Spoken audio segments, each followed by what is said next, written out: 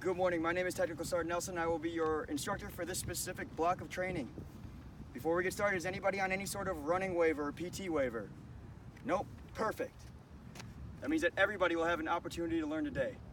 By show of hands, how many of you failed to do any sort of running prep prior to coming to basic military training? The only running that you did may have been on Halo, Call of Duty, Battlefield Earth, Red Dead Redemption, something of that nature. It's quite a few of you. This class is going to be designed to help you succeed here in basic military training in performing the fitness test. One of the most strenuous portions is the run test. It accounts for 60% of your total score. So we'll talk about some different techniques that you can use today, all to achieve the ultimate objective of, without reference, achieve Air Force fitness standards, without reference, achieve Air Force fitness standards. Today's lesson is Breathing Clinic 1. In order to set you up for success, we need to talk a little bit about breathing. It seems like something that we do every day. We even do it when we're sleeping. So it should be something that comes fairly natural to all of you. However, a lot of times when we come out to the track, we see some individuals struggling to intake enough oxygen required to run that full mile and a half at a quick pace. A lot of people will slow down because their breathing technique isn't correct. So the importance of breathing, number one, is going to help you maintain a better focus throughout your run. The goal of breathing is to move that oxygen from your lungs, where you're naturally breathing at a steady state, down to your core, down to your diaphragm, down to your stomach. Feeding your muscles the oxygen they need is of paramount importance. And in order to do that, you need to force that breath down into your belly. Breathing through your mouth is the most effective way to inhale and exhale oxygen. So a lot of you may have been told to breathe in through your nose and out through your mouth. Breathing through your mouth will allow you to intake more oxygen, and we'll get to the reason why here in a little bit. Simply breathing faster or heavier won't increase the volume of oxygen that you take in. So again, we want to get that breath out of your lungs and more down into your core. Volume oxygen max, otherwise called VO2. This is the amount of oxygen that your body can actually utilize at one time. There's a max amount, and then you get to a point of diminishing return. So if you increase your oxygen intake, meaning how much O2 you actually put into your body, it's going to help you perform better. Simply breathing faster or heavier won't do that. And one of the ways that we're going to help you increase your oxygen levels is called tidal volume. Tidal volume is the amount of air inhaled and exhaled with each breath. If you increase your tidal volume, you can, number one, expand your capillary network. And number two, you can also grow more mitochondria within your body. So those of you who are not biology majors, mitochondria are actually the powerhouse of each cell. So it's what's generating all of your power in each living cell. When that happens, your body will become more efficient at extracting all of the oxygen out of your blood and getting it into the muscles where it's needed for energy production. So for all of the new runners, which was quite a few of you, focus on deep inhales and exhales to clear all of your lungs of all of that carbon dioxide. Avoid shallow, rapid breathing. And lastly, belly breathing will help get all of you more oxygen deeper into the lungs. Now, in order to help you do this, we're going to start off with an application. So I need everybody to get into PT formation. PT formation, go. So I need all of you to get down on your backs just like you were about to perform the sit-up or sit-up position. So you should be laying flat on your back with your knees bent at approximately a 90-degree angle. From here, I want you to place your hands on your belly. I want you to take deep breaths in and out through your mouth. I want you to focus on pushing all of that oxygen into your stomach. If you're doing this correctly,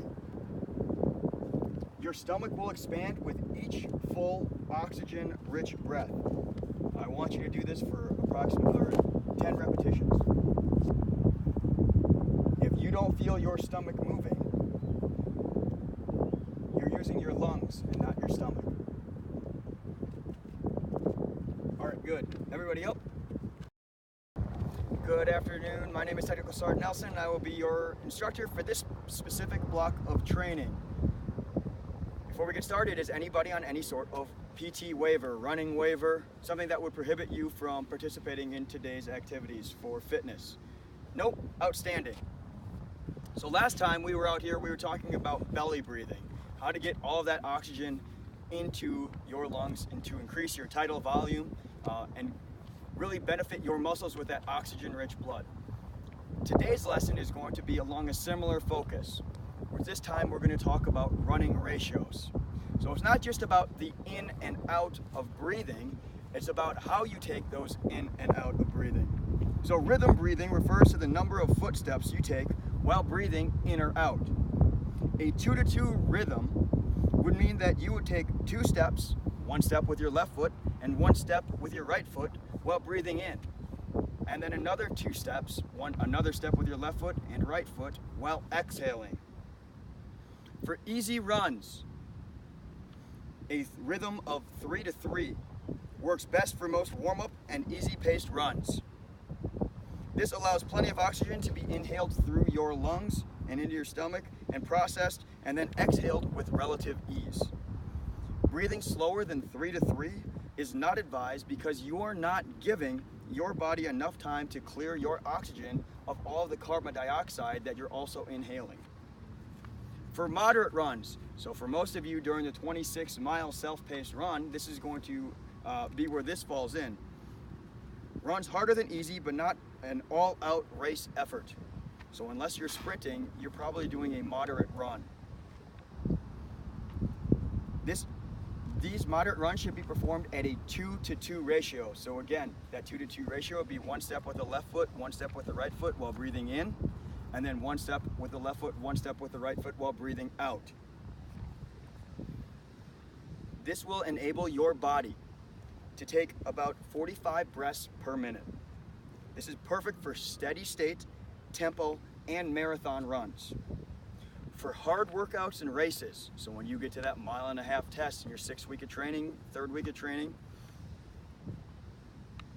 use a 1-to-2 or 2-to-1 ratio.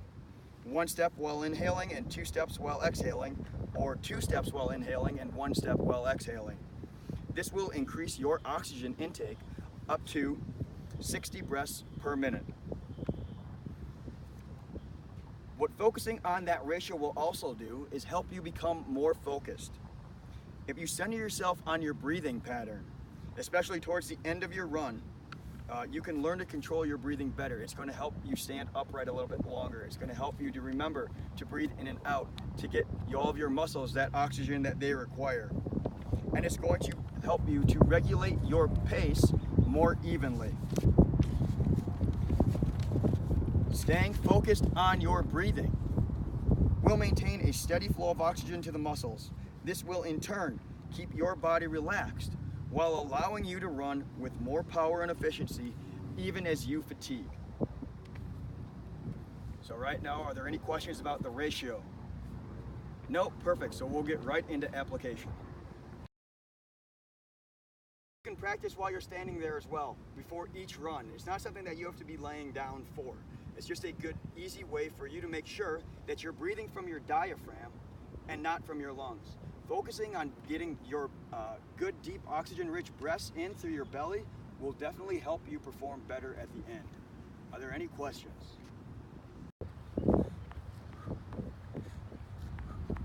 Focus on taking those deep breaths.